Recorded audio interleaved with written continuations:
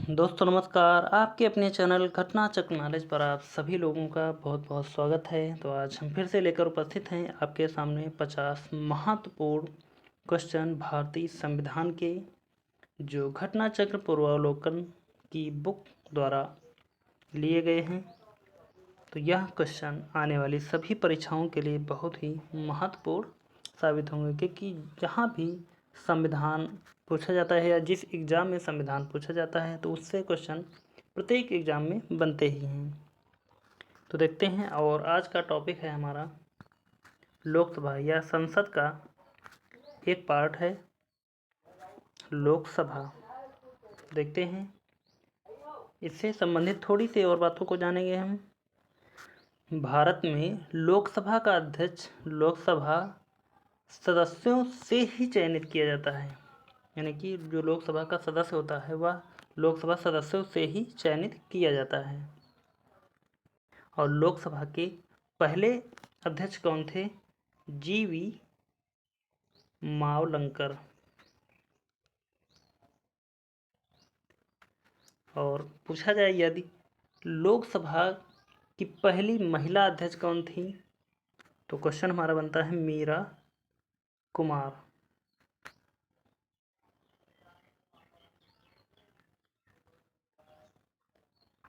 पहली महिला अध्यक्ष, ये पहले पुरुष अध्यक्ष हो गए और ये पहली महिला अध्यक्ष। और ये क्वेश्चन यदि यह बने कि वे प्रथम लोकसभा अध्यक्ष कौन थे जिनके विरुद्ध लोकसभा में अविश्वास प्रस्ताव पारित किया गया, तो वह भी हमारे हो जाएंगे जीवी मावलंकर। जीवी मावलंकर। और लोकसभा का सचिवालय किसके नियंत्रण में होता है? तो लोकसभा अध्यक्ष के।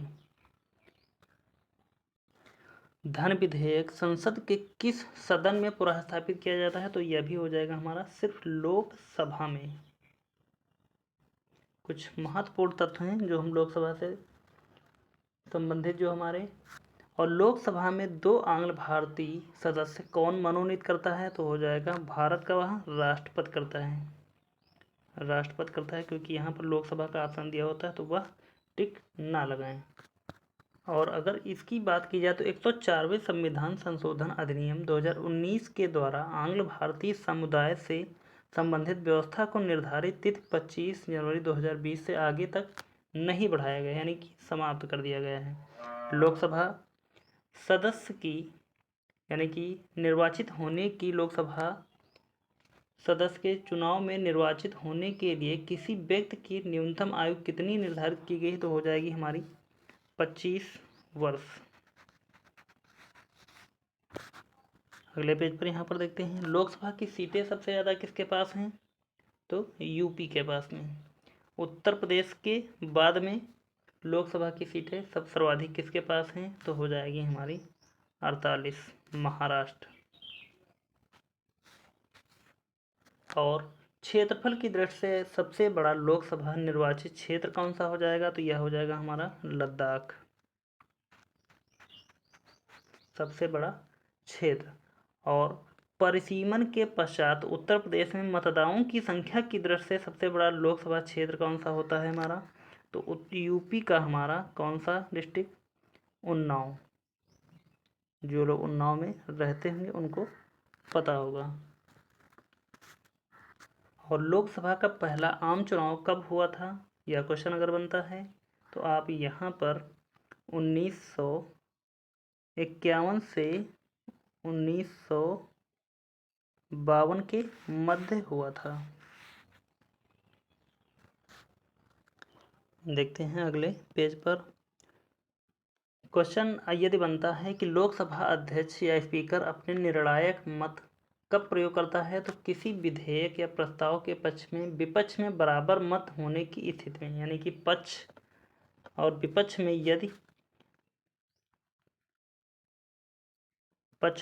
में यदि बराबर मत हैं तो वह अपना मत दे सकता है निर्णायक के रूप में। तो देखते हैं, चलते हैं सीधे क्वेश्चनों से शुरुआत करते हैं। बाकी थोड़ी सी हमने यहाँ पर जानकारी ली, और अब हम देखेंगे यहाँ पर जो पिछले वर्षों में महत्वपूर्ण प्रश्नों पर चर्चा करेंगे जो पूछे गए हैं। लोकसभा के लिए चुनाव में निर्वाचित होने के लिए किसी व्यक्ति के लिए न्यूनतम आयु सीमा है। ए 18 वर्ष, बी 21 वर्ष, सी 25 वर्ष, डी इनमें से कोई नहीं। तो जैसा कि अभी हमने आपको बताया कि लोकसभा के लिए चुनाव में निर्वाचित होने के लिए किसी व्यक्ति के लिए चुनाव या न्यूनतम आयु सीमा है कितनी? 18 वर्ष।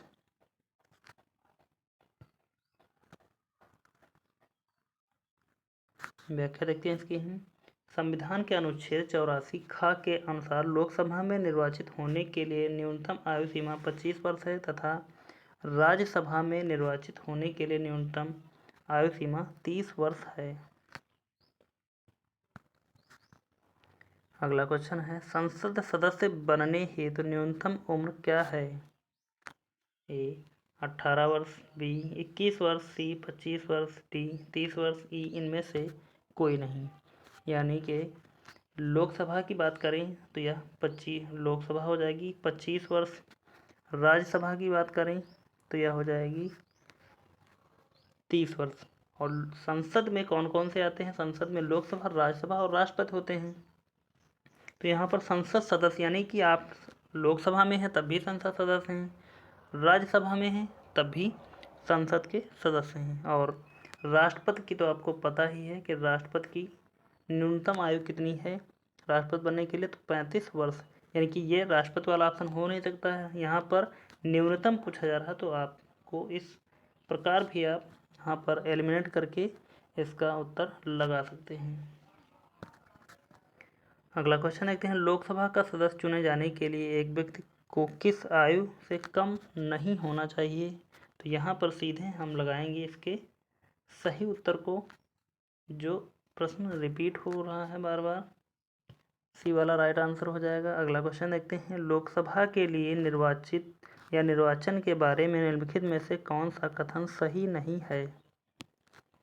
ए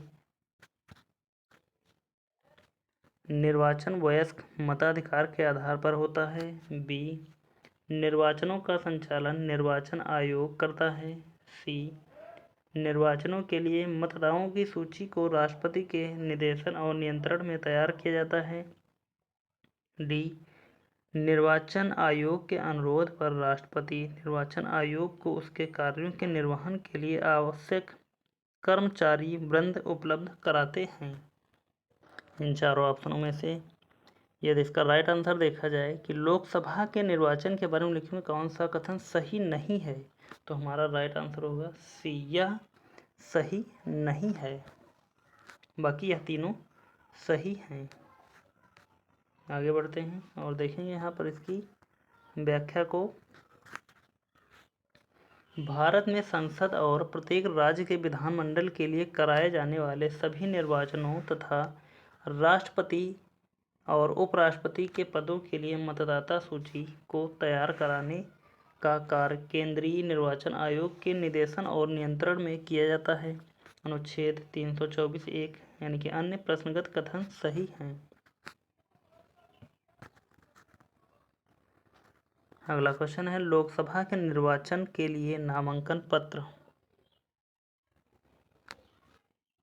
ये वाला ऑप्शन देखें, भारत में निवास करने वाले किसी भी व्यक्ति द्वारा दाखिल किया जा सकता है।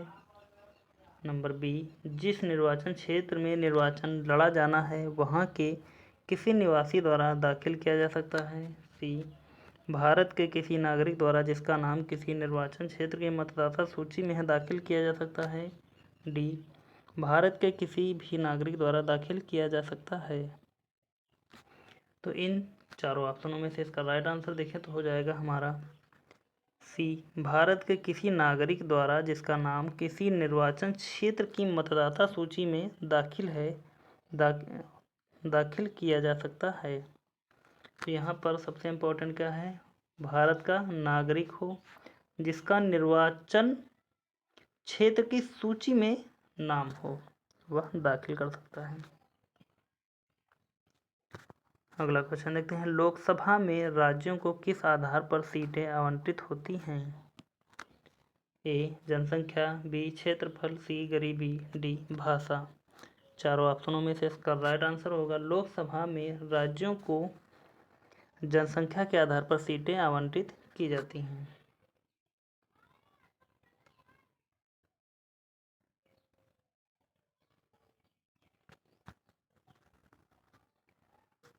अगला क्वेश्चन देखते हैं। भारत के संविधान के अनुच्छेद 82 के अनुसार लोकसभा की सीटों का राज्यों के मध्य आवंटन या डैश जनगणना के आधार पर है। ए 1961, बी 1971, सी 1981, डी 1991। इन चारों ऑप्शनों में से इसका राइट आंसर देखा जाए तो हो जाएगा हमारा राज्यों के मध्य आवंटन यानी कि सीटों का आवंटन जो है 1971 के अनुसार है। व्याख्या देखते हैं इसकी हम।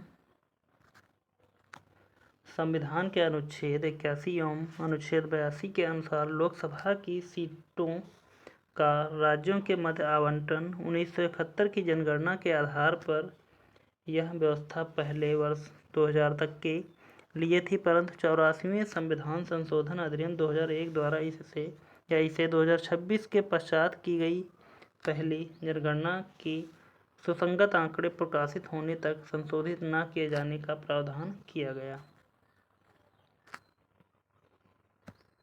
अगला क्वेश्चन देखते हैं। वर्तमान लोकसभा में प्रत्येक राज्य के लिए स्थानों का आवंटन आधारित है। ए 1951 की जनगणना पर, बी 1961 की जनगणना पर, सी 1971 की जनगणना पर, डी 1981 की जनगणना पर।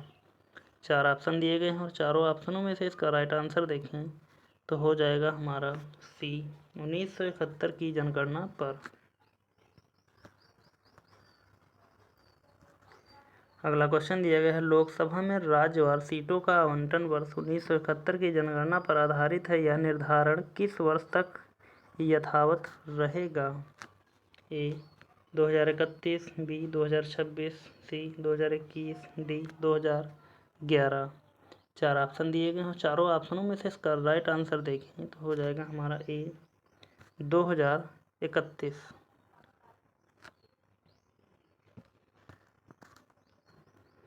देखते हैं इसकी व्याख्या को। संविधान के 84वें संविधान संशोधन अधिनियम 2001 द्वारा अनुच्छेद 81 3 एवं 82 3 के परंतुक में संशोधन करके वर्ष 2000 के स्थान पर लोकसभा में राज्यवार सीटों के आवंटन का निर्धारण 2026 के पश्चात की गई पहली जनगणना अर्थात वर्ष 2031 जबकि 17वीं जनगणना होगी कि सुसंगत आंकड़े प्रकाशित होने तक संशोधित न किए जाने का प्रावधान किया गया है तथा इसके निर्धारण के लिए तब तक वर्ष 1971 की जनगणना ही आधार होगी।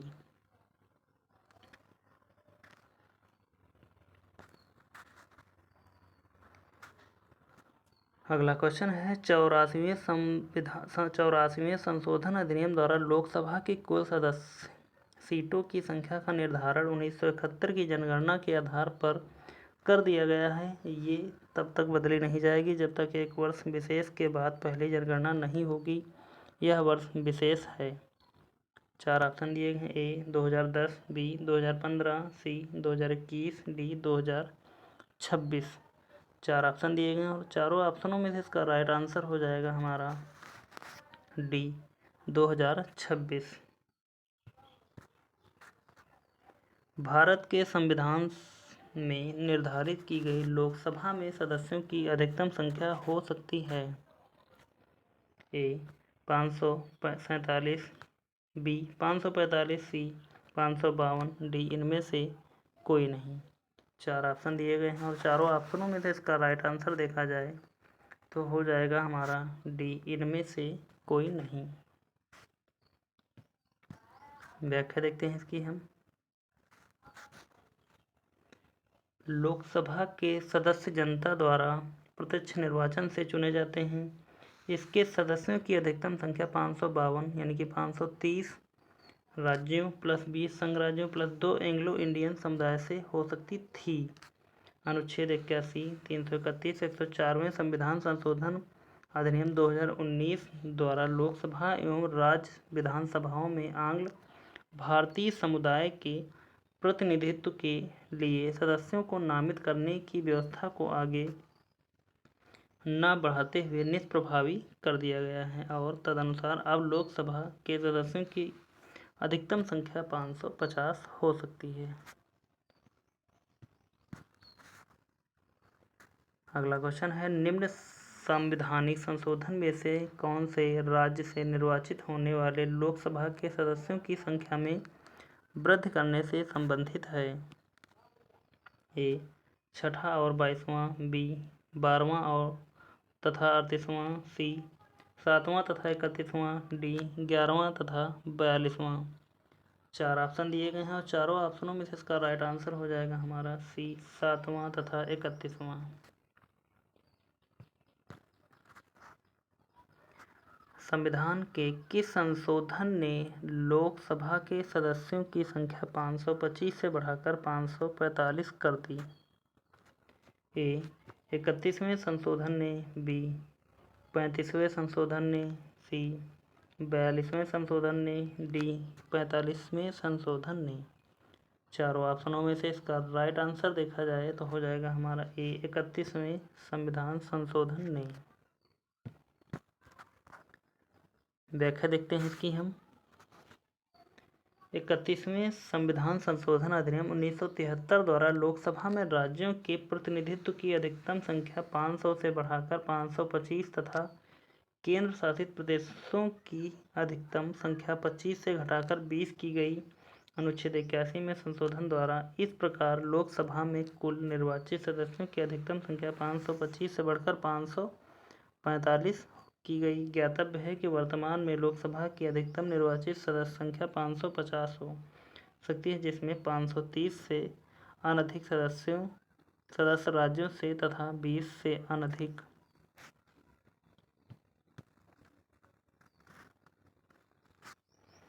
केंद्र शासित प्रदेशों से निर्वाचित हो सकते हैं। गोवा, दमन एवं दीव पुनर्गठन अधिनियम 1987, 104वें संविधान संशोधन अधिनियम 2019 द्वारा लोकसभा में 2 आंग्ल भारतीय सदस्यों के मनोनयन के प्रावधान को आगे न बढ़ाते हुए निष्प्रभावी कर दिया गया है।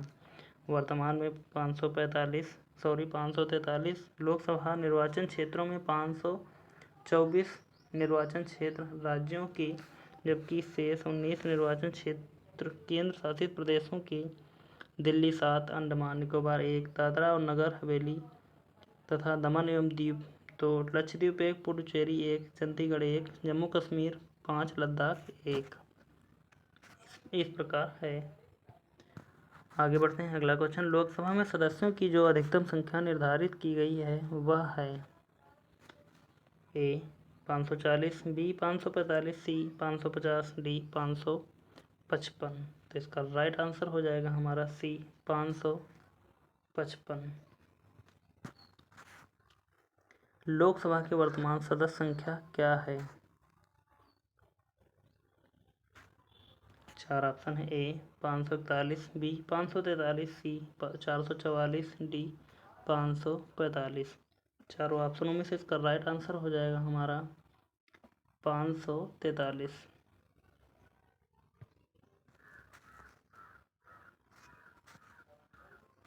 लोकसभा में केंद्र शासित क्षेत्रों का सर्वाधिक प्रतिनिधित्व कितना हो सकता है? ए, 15, बी, 20, सी, 25, डी, उपरोक्त में से कोई नहीं।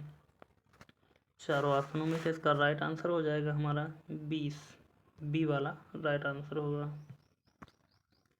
अगला क्वेश्चन है, आम चुनाव 2009 में 543 लोकसभा निर्वाचन क्षेत्रों के लिए चुनाव हुआ। इनमें से कितने लोकसभा निर्वाचन क्षेत्र राज्यों के थे?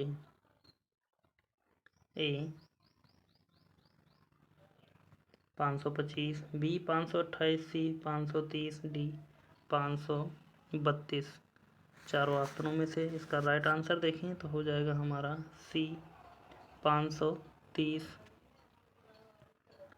अगला क्वेश्चन है, लोकसभा में केंद्र शासित प्रदेशों के लिए कितनी सीटें आरक्षित हैं? ए 20, बी 25, सी 30, डी कोई सीट आरक्षित नहीं है। चारों ऑप्शनों में से इसका राइट आंसर हो जाएगा हमारा ए 20।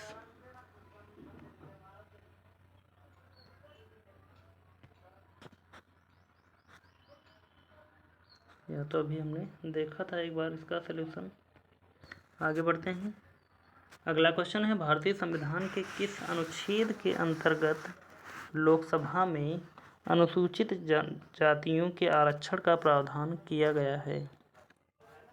ए अनुच्छेद 330, बी अनुच्छेद 331, सी अनुच्छेद 332, डी अनुच्छेद 333, ई उपरोक्त में से कोई नहीं या एक से अधिक। तो इसका राइट ऑप्शन हो जाएगा हमारा ए अनुच्छेद 330।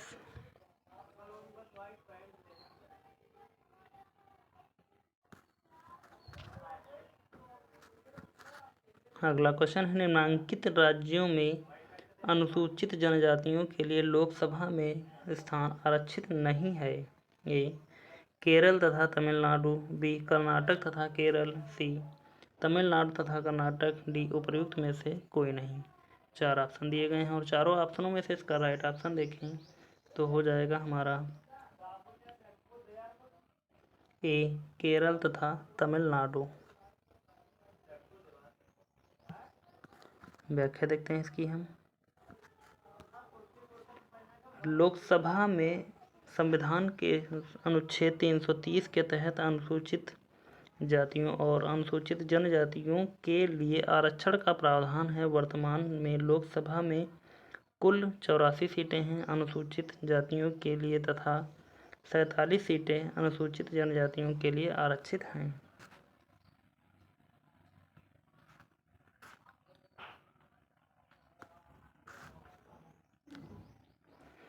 अगला क्वेश्चन है, यदि किसी राज्य के लिए लोकसभा के स्थानों की आवंटित संख्या 42 हो तो उस राज्य के लिए अनुसूचित जातियों हेतु आरक्षित स्थानों की संख्या होगी?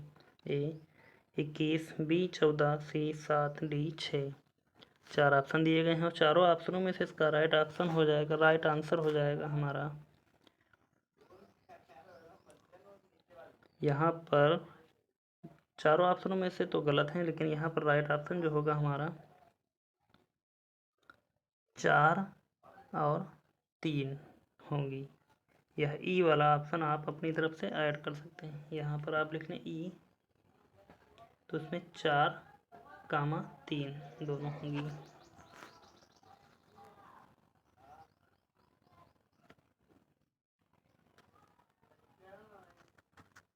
अगला क्वेश्चन है, लोकसभा में अनुसूचित जनजातियों के लिए निम्न में से किस राज्य में सर्वाधिक आरक्षित सीटें हैं?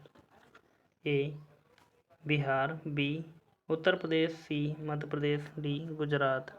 4 ऑप्शन दिए गए हैं। चारों ऑप्शनों में से इसका राइट ऑप्शन हो जाएगा हमारा अनुसूचित जनजातियों के लिए, तो यह हो जाएगा मध्य प्रदेश में सर्वाधिक आरक्षित सीटें हैं।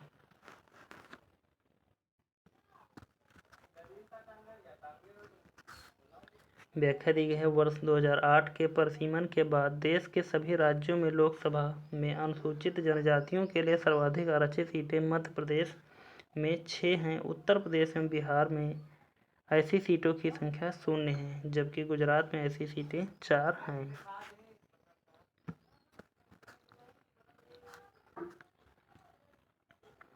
अगला क्वेश्चन है, निम्नलिखित में से कौन सा राज्य लोकसभा में अनुसूचित जनजातियों के लिए सर्वाधिक प्रतिनिधित्व निर्वाचित करता है? ए आंध्र प्रदेश, बी बिहार, सी मध्य प्रदेश, डी गुजरात। 4 ऑप्शनों में से इसका राइट आंसर देखा जाए तो हो जाएगा हमारा सी मध्य प्रदेश। अगला क्वेश्चन, लोकसभा में आंग्ल भारतीय समुदाय से सदस्य मनोनीत करने की शक्ति किसके पास है? ए अल्पसंख्यक मंत्री, बी भारत के राष्ट्रपति, सी प्रधानमंत्री, डी उपराष्ट्रपति। 4 ऑप्शन दिए गए हैं। चारों ऑप्शनों में से यदि इसका राइट आंसर देखें तो कोई नहीं होगा, क्योंकि जो लोकसभा में आंग्ल भारतीय समुदाय से सदस्य मनोनीत किए जाते थे वह राष्ट्रपति के द्वारा मनोनीत किए जाते थे। तो यहाँ पर इसका हमारा ई वाला ऑप्शन आप ऐड कर लेंगे, राष्ट्रपति हो जाएगा। अगला क्वेश्चन देखते हैं। राष्ट्रपति आंग्ल भारतीय समुदाय से कितने सदस्यों को नामित कर सकता है यदि वह इस राय का है कि लोकसभा में इस समुदाय का पर्याप्त प्रतिनिधित्व नहीं है? ए 3, बी 5, सी 1, 2, डी 2। तो इन चारों ऑप्शनों में से इसका राइट आंसर हो जाएगा हमारा डी 2।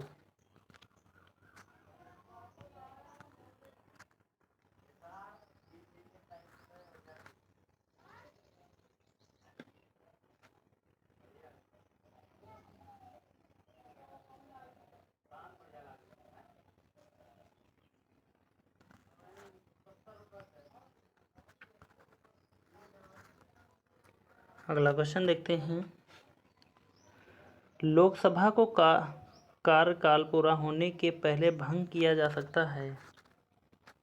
ए राष्ट्रपति द्वारा स्वविवेक से, बी प्रधानमंत्री द्वारा स्वविवेक से, सी लोकसभा अध्यक्ष द्वारा स्वविवेक से, डी प्रधानमंत्री की सिफारिश पर राष्ट्रपति द्वारा। चारों ऑप्शनों में से इसका राइट आंसर देखा जाए तो लोकसभा को का कार्यकाल पूरा होने के पहले भंग किया जा सकता है प्रधानमंत्री की सिफारिश पर राष्ट्रपति द्वारा। तो डी इसका राइट आंसर हो जाएगा। व्याख्या देखते हैं इसकी हम। अनुच्छेद 85 2 खा के अनुसार लोकसभा को कार्यकाल पूरा होने से पहले भंग किया जा सकता है। ऐसा प्रधानमंत्री या मंत्रिपरिषद की सिफारिश पर राष्ट्रपति द्वारा किया जा सकता है। हालांकि यदि मंत्रिपरिषद ने लोकसभा में बहुमत खो दिया है तो ऐसी मंत्रिपरिषद की सलाह पर लोकसभा को समय पूर्व भंग करने की बजाय राष्ट्रपति नई सरकार बन सकने की संभावना के संदर्भ में स्वविवेक का प्रयोग भी कर सकता है।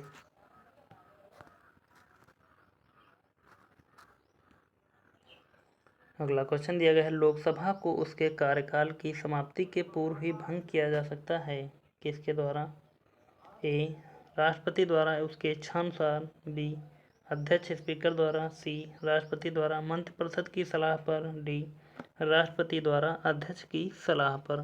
तो यहाँ पर सी इसका राइट आंसर होगा, राष्ट्रपति द्वारा मंत्रिपरिषद की सलाह पर। अगला क्वेश्चन देखते हैं। निम्नलिखित कथनों पर विचार कीजिए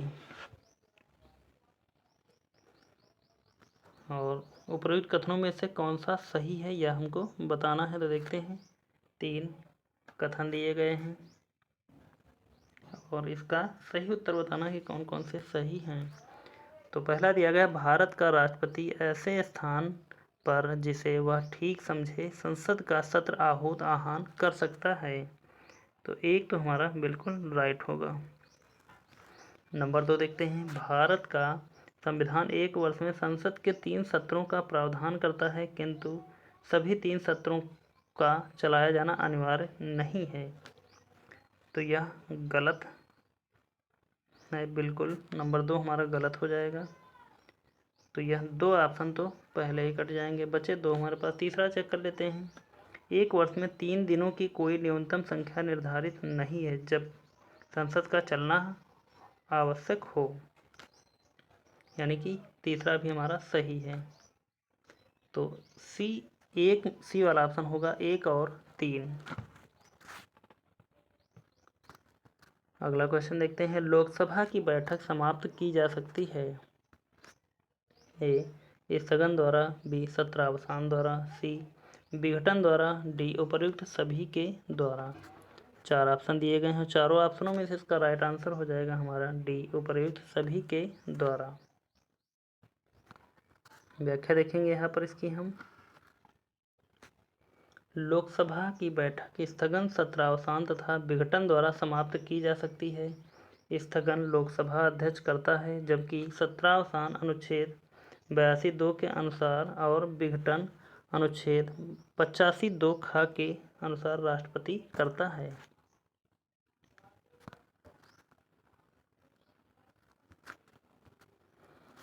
अगला क्वेश्चन दिया गया है, निम्नलिखित में से कौन लोकसभा के सत्र का अवसान करने के लिए प्राधिकृत है? ए, लोकसभा का अध्यक्ष, बी, महान्यायवादी, सी, संसदीय कार्य मंत्री, डी, राष्ट्रपति। 4 ऑप्शन दिए गए हैं। चारों ऑप्शनों में से इसका राइट आंसर देखें तो हो जाएगा हमारा डी, राष्ट्रपति।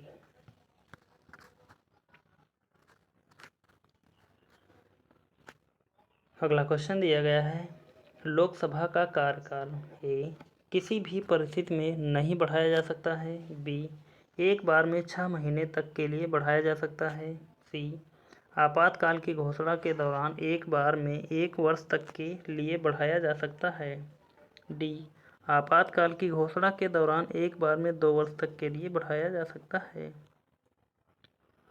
4 ऑप्शन दिए गए हैं और चारों ऑप्शनों में से यदि इसका राइट आंसर देखें तो हो जाएगा हमारा सी, आपातकाल की घोषणा के दौरान एक बार में 1 वर्ष तक के लिए बढ़ाया जा सकता है। व्याख्या देखेंगे इसकी हम। अनुच्छेद 83(2) के परंतु के अनुसार लोकसभा का कार्यकाल आपातकाल की उद्घोषणा के प्रवर्तन में रहने के दौरान संसदीय विधि द्वारा एक बार में 1 वर्ष तक के लिए बढ़ाया जा सकता है, तथापि आपात उद्घोषणा के प्रवर्तन में न रह जाने की स्थिति में उसका विस्तार किसी भी दशा में 6 माह की अवधि से अधिक नहीं होगा।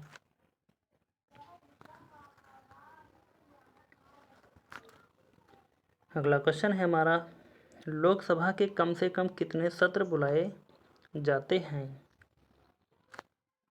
ए, वर्ष में 1 बार, बी, वर्ष में 2 बार, सी, वर्ष में 3 बार, डी, वर्ष में 4 बार। तो एक वर्ष में कितने सत्र बुलाए जाते हैं? वर्ष में 2 बार। बी वाला राइट आंसर हो जाएगा। व्याख्या देखते हैं इसकी हम।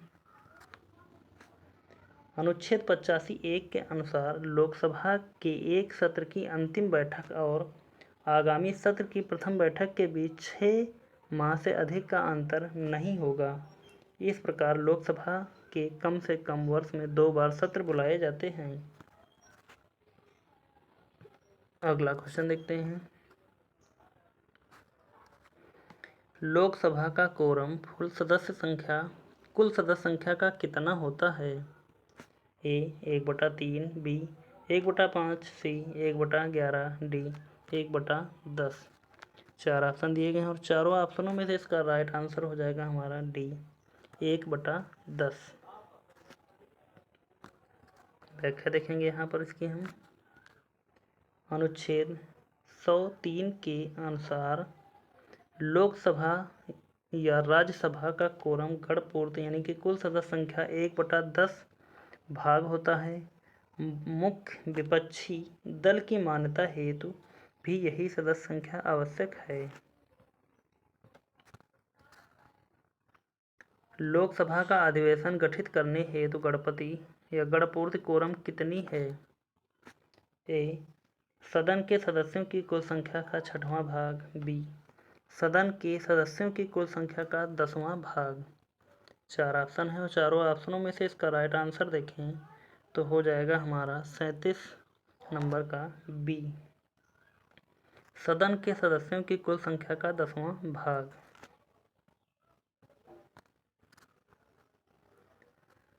अगला क्वेश्चन है, लोकसभा और राज्यसभा में गणपूर्ति संख्या है? ए, कुल सदस्य संख्या का 1/5, बी, कुल सदस्य संख्या का 1/6, सी, कुल सदस्य संख्या का 1/10, डी, कुल सदस्य संख्या का 1/8।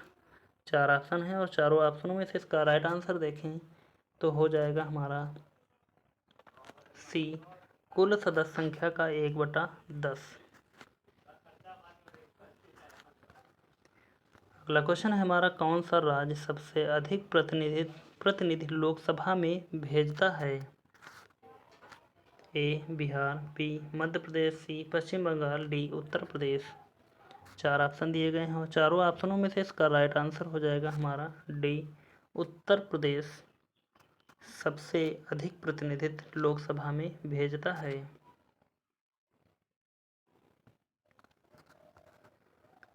व्याख्या देखते हैं इसकी हम। उत्तर प्रदेश लोकसभा और राज्यसभा में सर्वाधिक प्रतिनिधित्व क्रमशः 80 एवं 31 भेजता है, यानी कि लोकसभा की सीटें 31 हैं, लोकसभा की 80 सीटें हैं और राज्यसभा की सीटें 31 हैं। विकल्प में दिए गए अन्य राज्यों की लोकसभा में सदस्य संख्या इस प्रकार है। बिहार की लोकसभा सीटें 40, मध्य प्रदेश की 29 और पश्चिम बंगाल की 42। महाराष्ट्र की अभी हमने कितनी बताया था, 48। भारत में किस राज्य का लोकसभा व राज्यसभा में प्रतिनिधित्व सर्वाधिक है? ए उत्तर प्रदेश, बी मध्य प्रदेश, सी महाराष्ट्र, डी आंध्र प्रदेश। 4 ऑप्शन दिए गए हैं और चारों ऑप्शनों में से इसका राइट आंसर देखें तो हो जाएगा हमारा ए उत्तर प्रदेश। अगला क्वेश्चन है, जहां तक लोकसभा में प्रतिनिधित्व का प्रश्न है, कौन से राज्य दूसरे तथा तीसरे दर्जे पर हैं? ए बिहार तथा महाराष्ट्र, बी मध्य प्रदेश तथा तमिलनाडु, सी मध्य प्रदेश तथा महाराष्ट्र, डी बिहार तथा मध्य प्रदेश। 4 ऑप्शन दिए गए हैं। चारों ऑप्शनों में से इसमें चारों गलत हैं, तो इसमें से हम इसकी व्याख्या देखेंगे। यहाँ पर प्रथम स्थान पर कौन सा है? उत्तर प्रदेश 80 सीटें, द्वितीय स्थान पर महाराष्ट्र 48 सीटें, तृतीय स्थान पर पश्चिम बंगाल 42 सीटें हैं। और यहाँ क्वेश्चन में कहीं पर पश्चिम बंगाल का नाम नहीं दिया गया, इसलिए हम इस क्वेश्चन में के आंसरों में कुछ डाउट है। तो दूसरे स्थान या तीसरे स्थान की बात की जाए तो कौन कौन से हो जाएंगे? ई वाला ऑप्शन ऐड करेंगे अपनी तरफ से, और महाराष्ट्र और पश्चिम बंगाल, यानी कि बंगाल दूसरे और तीसरे स्थान पर हैं। इसके अतिरिक्त और देखते हैं किसकी कितनी सीटें हैं। तमिलनाडु की बात करें तो 39 हो जाएगा, मध्य प्रदेश की बात करें तो 29 होगा। अगला क्वेश्चन देखते हैं, उत्तर प्रदेश के बाद लोकसभा में सर्वाधिक स्थानों का आवंटन किया गया है। ए आंध्र प्रदेश को, बी बिहार को, सी महाराष्ट्र को, डी पश्चिम बंगाल को। तो यहाँ उत्तर प्रदेश के बाद लोकसभा में सर्वाधिक सीटों का आवंटन कहाँ किया गया है? तो सी वाला आंसर होगा सी महाराष्ट्र। और तीसरे नंबर पर पूछें तो हो जाएगा हमारा बंगाल। चौथे नंबर पूछें तो तमिलनाडु। बढ़ते हैं, अगला क्वेश्चन देखेंगे, लोकसभा के कितने स्थान राजस्थान के लिए निर्धारित हैं? ए 27, बी 26, सी 25, डी 24। 4 ऑप्शन दिए गए हैं। चारों ऑप्शनों में से इसका राइट आंसर हो जाएगा हमारा सी 25। अगला क्वेश्चन, लोकसभा में बिहार को आवंटित स्थान निम्न में से किन राज्यों को आवंटित स्थानों का योग है? ए असम तथा मध्य प्रदेश, बी असम तथा तमिलनाडु, सी कर्नाटक तथा राजस्थान, डी पंजाब तथा पश्चिम बंगाल। 4 ऑप्शन हैं और चारों ऑप्शनों में से इनमें से चारों गलत हैं। यहाँ पर देखेंगे इसकी हम व्याख्या को। वर्ष 2000 में बिहार के विघटन के पूर्व वहाँ पर लोकसभा सीटों की संख्या 54 थी। झारखंड 14 सीटों के निर्माण के बाद वहाँ मात्र 40 सीटें बची। इसी प्रकार मध्य प्रदेश में 40 सीटें थी, जो छत्तीसगढ़ में 11 सीटों बटी के निर्माण के बाद 29 बची। चूँकि प्रश्न विघटन के पूर्व का है, इसलिए बिहार 54 सीटें को लोकसभा के लिए आवंटित स्थान, असम 14 सीटें तथा मध्य प्रदेश 40 सीटें की लोकसभा सीटों के योग के बराबर था। परंतु वर्तमान में लोकसभा में बिहार के पास कुल 40 सीटें हैं, जो निम्नलिखित राज्यों के आवंटन स्थानों का योग है। देखते हैं यहाँ पर कुछ सीटें जो दी गई हैं। गुजरात में कितनी हैं? 26।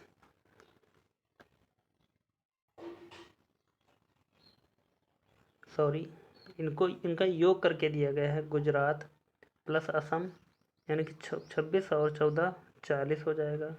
गुजरात प्लस झारखंड 40 हो जाएगा। मध्य जिनका योग 40 बन रहा है, 2 राज्य मिलाकर, तो मध्य प्रदेश एवं छत्तीसगढ़ मिलाकर 40, तमिलनाडु और सिक्किम को मिलाकर 40, तमिलनाडु और मिजोरम को मिलाकर 40, तमिलनाडु और नागालैंड को मिलाकर 40। वहीं उत्तर प्रदेश सीटों 80 की आधी 40 बिहार की लोकसभा सीटें हैं।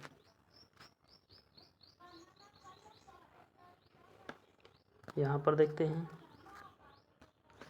पंजाब में 13 सीटें, असम में 14 लोकसभा में स्थान, गुजरात में 26, राजस्थान में 25, मध्य प्रदेश में 29, तमिलनाडु 39, आंध्र प्रदेश 25, पश्चिम बंगाल 42, छत्तीसगढ़ 11, महाराष्ट्र 48। आगे बढ़ते हैं अगले क्वेश्चन की तरफ। अगला क्वेश्चन है, निम्नलिखित राज्यों या राज्य संघ क्षेत्र के समूह में से किसकी लोकसभा में केवल एक सीट है? ए गोवा, मेघालय, नागालैंड, बी मणिपुर, दादरा नगर हवेली एवं पुडुचेरी, सी अरुणाचल प्रदेश, सिक्किम, लक्षद्वीप, डी चंडीगढ़, सिक्किम, मिजोरम। 4 ऑप्शन दिए गए हैं और चारों ऑप्शनों में से इसका राइट आंसर हो जाएगा हमारा डी चंडीगढ़, सिक्किम, मिजोरम में इस समूह में केवल एक एक सीट है, यानी कि चंडीगढ़ 1, सिक्किम 1, मिजोरम 1। व्याख्या देखते हैं इसकी हम। चंडीगढ़, सिक्किम, मिजोरम, नागालैंड तथा पुडुचेरी में लोकसभा की मात्र एक एक सीट है। त्रिपुरा, गोवा, मेघालय, त्रिपुरा, मणिपुर, दादरा और नगर हवेली तथा दमन और दीव और अरुणाचल प्रदेश में लोकसभा की सीटें 2-2 हैं। ध्यातव्य है कि दादरा और नगर हवेली तथा दमन और दीव संघ राज्य क्षेत्रों का आपस में विलय कर दिया गया है। अगला क्वेश्चन है, निम्नलिखित में से किस राज्य से लोकसभा के 2 सदस्य निर्वाचित किए जाते हैं? ए त्रिपुरा, बी मिजोरम से, सी नागालैंड से, डी सिक्किम से। 4 ऑप्शन दिए गए हैं और चारों ऑप्शनों में से इसका राइट आंसर हो जाएगा हमारा ए त्रिपुरा। अगला क्वेश्चन और आज का लास्ट क्वेश्चन है हमारा, निम्नलिखित में से कौन सा एक लोकसभा का सर्वाधिक बड़ा क्षेत्रफल के अनुसार निर्वाचन क्षेत्र है? ए कांगड़ा, बी लद्दाख, सी कच्छ, डी भीलवाड़ा। 4 ऑप्शन दिए गए हैं और चारों ऑप्शनों में से इसका राइट आंसर हो जाएगा हमारा बी लद्दाख। लोकसभा का सर्वाधिक बड़ा क्षेत्रफल के अनुसार निर्वाचन क्षेत्र है।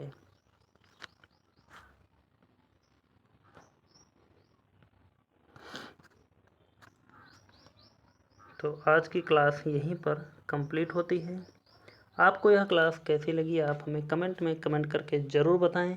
और अभी तक जिसने भी पिछली क्लासों को नहीं देखा है तो वह चैनल पर जाकर इसकी प्लेलिस्ट बना दी गई है, वहाँ से इन सभी क्लासों को आप बहुत ही आसानी से देख सकते हैं और आने वाले एग्ज़ाम के लिए तैयारी कर सकते हैं। क्योंकि संविधान प्रत्येक एग्ज़ाम में लगभग पूछा जाता है, कंपटीशन का ऐसा कोई एग्ज़ाम लगभग नहीं है जिसमें संविधान ना पूछा जाता हो। तो उम्मीद करता हूँ कि सभी लोगों को यह क्लास अच्छी लगी होगी। आप हमें ज़रूर बताएं कि आपको यह क्लास कैसी लगी है। हम आपके कमेंट का इंतज़ार करेंगे। और अभी तक आप सभी लोगों ने चैनल को सब्सक्राइब नहीं किया तो प्लीज़ चैनल को सब्सक्राइब कर लें और वीडियो को लाइक कर दें और इस क्लास को ज़्यादा से ज़्यादा शेयर कर दें। तो मिलते हैं फिर अगली क्लास में, तब तक के लिए धन्यवाद। जय हिंद। आपका समय शुभ हो। और साथ में एक जानकारी और दे देते हैं कि साथ में जो हमारी शाम के समय में साइंस की क्लास चल रही है, फिजिक्स केमिस्ट्री की, पूरी कंप्लीट हो चुकी है। रेलवे की बुक का सलूशन चल रहा है और जीव विज्ञान की हम सलूशन इस समय कर रहे हैं या क्लासेस चल रही हैं, उनको आप डेली बेस पर ले सकते हैं। और उन सभी की प्लेलिस्ट भी बनी है वहाँ पर, चैनल पर जाकर उन सभी को आप एक बार देख सकते हैं। बहुत ही महत्वपूर्ण क्वेश्चन है, सिर्फ प्रीवियस ईयर क्वेश्चनों पर चर्चा होती है। तो इस प्रकार इन सभी क्लासों को आप देख सकते हैं। तो चलते हैं, मिलते हैं अगली क्लास में।